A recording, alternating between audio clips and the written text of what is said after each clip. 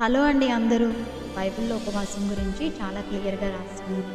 మనం ఉపవాసం చేసినప్పుడు మరి మనుషులందరికీ కనిపించేలాగా వేషధారణతో, దుఃఖముఖంతో, వికారంగా మొహం చేసుకొని, అట్లా కాకుండా రహస్యమందున్న తండ్రి అయిన దేవునికి కనబడేలా చేసే ఉపవాసానికి దేవుడు ఖచ్చితంగా ప్రతిఫలం ఇస్తారని ఉంది. అలా ఆకలితో కడుపు మార్చుకోవడం ఎందుకు అంటారా? అప్పుడే కదండీ ఎదుటివారి ఆకలి బాధ మనకు అర్థమవుతుంది. అవును, ప్రభువారు యెషయా గ్రంథం 58వ అధ్యాయంలో చాలా క్లియర్‌గా చెప్పారు.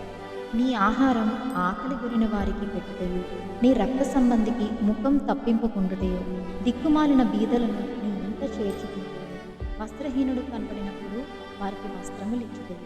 ఇదియే కదా నాకిష్టమైన ఉపవాసము అని.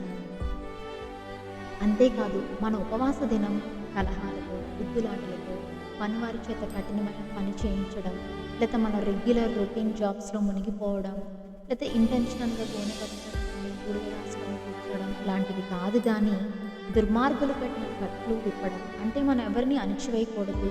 మరి పనివారితో బానిసలుగా పని చేయించకూడదని, బాధింపబడుతున్న వారిని విడిపించాలని, ప్రతి కాడిని అంటే మోయలేని బరువు నుండి రిలీఫ్ అవ్వడానికి సహాయం చేసేవారిగా ఉండాలని, అదే దేవుడు ఏర్పరచుకున్న ఉపవాసం అని చెప్తున్నారు. అంటే దీనిని బట్టి మనకి ఏమర్థమవుతుంది? ఉపవాసం అంటే నాట్ అబౌట్ ఫిజికల్ యాక్షన్. మన శరీరానికి సంబంధించిన క్రియ కాదు కానీ, మన మనస్సుని సరిచేసి, ప్రక్షాళన లోతుగా మార్పు చేసి, ప్రభువు మనసుగా మార్చే ప్రక్రియ. నిజంగా మనం ప్రభువును వెంబడించాలి, ఆయనకు నచ్చిన ఉపవాసం చేయాలని డిసైడ్ చేసుకున్నప్పుడు ఖచ్చితంగా పరిశుద్ధాత్మ దేవుడు మనల్ని ప్రతి స్టెప్‌లో కూడా గైడ్ చేస్తారండి. అట్టి కృప, పరిశుద్ధాత్మ దేవుని సహవాసం దేవుడు మనకందరికీ దయచేయునుగాక. ఆమేన్. Thank you. God bless you.